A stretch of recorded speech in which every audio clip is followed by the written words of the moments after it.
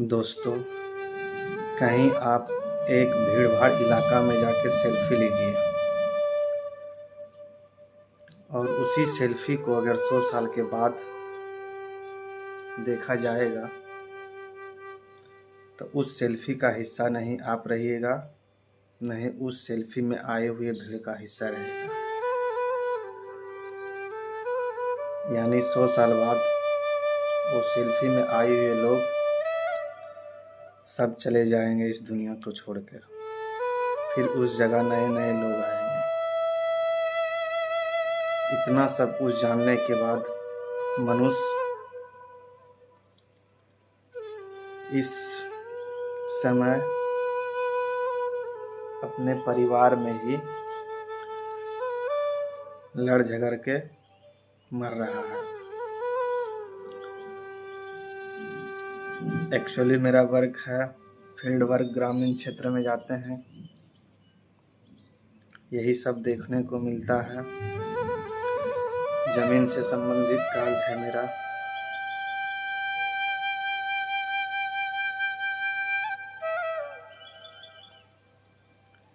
क्या आप लोग को पता है कि मनुष्य का जन्म पृथ्वी पर किस लिए हुआ है? मनुष्य ऐसा जीव है पृथ्वी पर जिसको सब कुछ पता है कि खाना कैसे खाया जाएगा, खाना कैसे बनेगा, कपड़ा कैसे पहनना है, कृषि कैसे होगा, पढ़ाई कैसे होगा, गाड़ी कैसे चलेगा, टेक्नोलॉजी कैसे चलता है, सोशल मीडिया कैसे चलता है।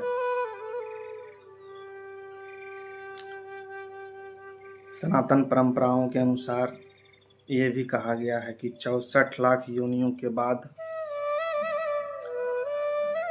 मनुष्य रूप में जन्म होता है।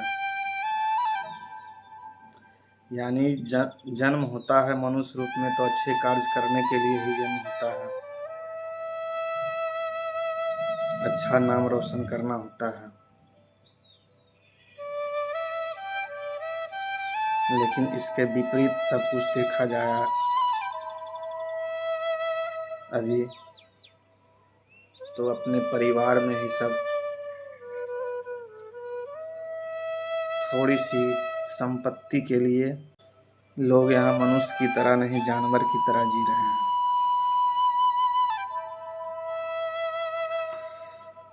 मुझे तो ये भी देखने के लिए मिलता है कि घर में दादा जीवित हैं, दादा के 2 पुत्र हैं, दोनों पुत्र के 2-2, 3-3 लड़के हैं।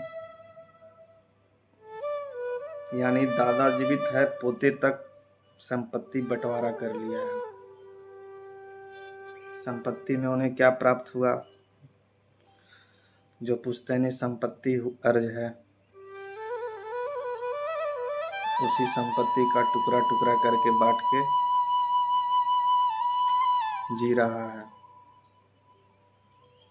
यानी दादा के बनाया हुआ मकान में ही 1-1, 2-2 रूम लेकर सब रह रहा है। एक ही घर में 8-10 चूल्हा जलता है।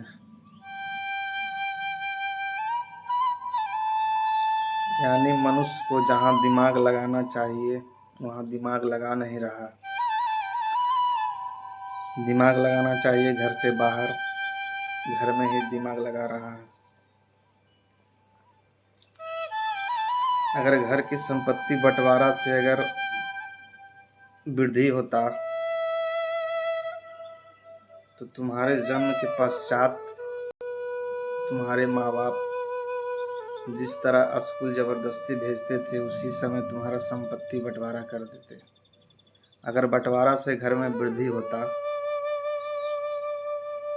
तब ये परिस्थिति अपनाया जाता।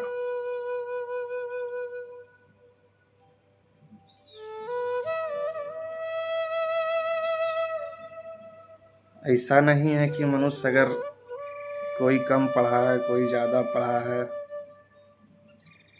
तो वो पैसा नहीं कमा सकता है। संसार में बहुत सारे संसाधन हैं जिससे आप पैसा अर्जित कर सकते हैं, अच्छी तरह से ढंग जी से रह सकते हैं।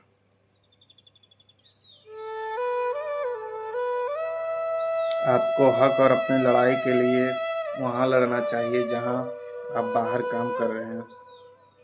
किसी भी फील्ड में अपने हक के लिए वहाँ लड़िए। घर में लड़ने से क्या मिलेगा? जो घर का संपत्ति हो तो रहेगा ही।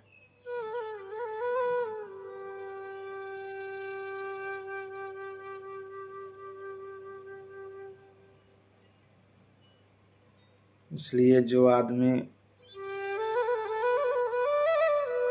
काजू बादाम खाएगा वो भी एक दिन राख बनेगा।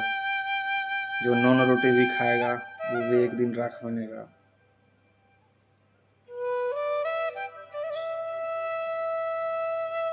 कहने का अर्थ यही हुआ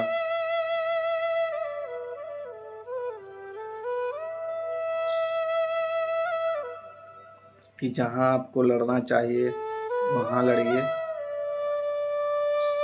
गलत जगह लड़ने से कोई फायदा नहीं है और नुकसान ही है। दोस्तों, अगर वीडियो अच्छा लगा तो पेज को फॉलो करो। मेरा फर्स्ट वीडियो था फेसबुक पे, on face on voice. Thank you.